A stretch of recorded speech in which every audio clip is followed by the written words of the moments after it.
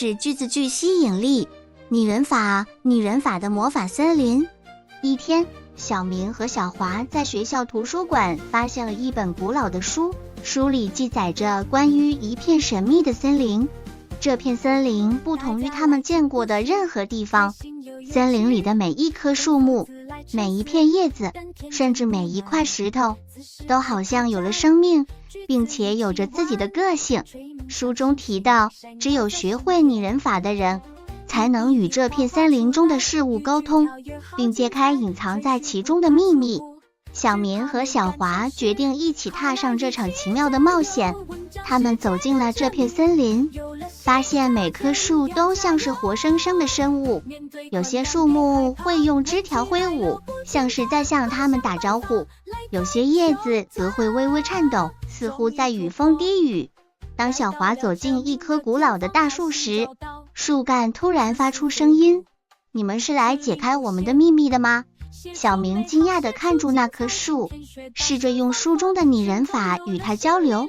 他说：“是的，我们来解开你们的秘密。你能告诉我们该怎么做吗？”树木用低沉的声音回答：“要解开我们的秘密，你必须理解我们每一片叶子所代表的意思。每一片叶子都记录着一个故事。”小明和小华开始仔细观察每一片叶子，发现叶子上有不同的图案和符号。他们学会了用拟人法来理解每片叶子的情感，有的叶子代表快乐，有的叶子代表悲伤，而有的叶子则象征住勇气和希望。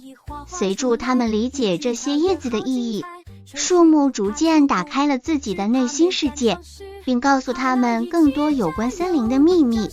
最终，小明和小华成功地揭开了这片神秘森林的所有谜团，森林中的所有事物都变得更加友好，并且向他们道别。当他们离开森林时，森林的最后一棵树轻轻地说：“你们学会了拟人法，也学会了如何用心去理解这个世界。记住，只有用心才能真正理解每个存在的意义。”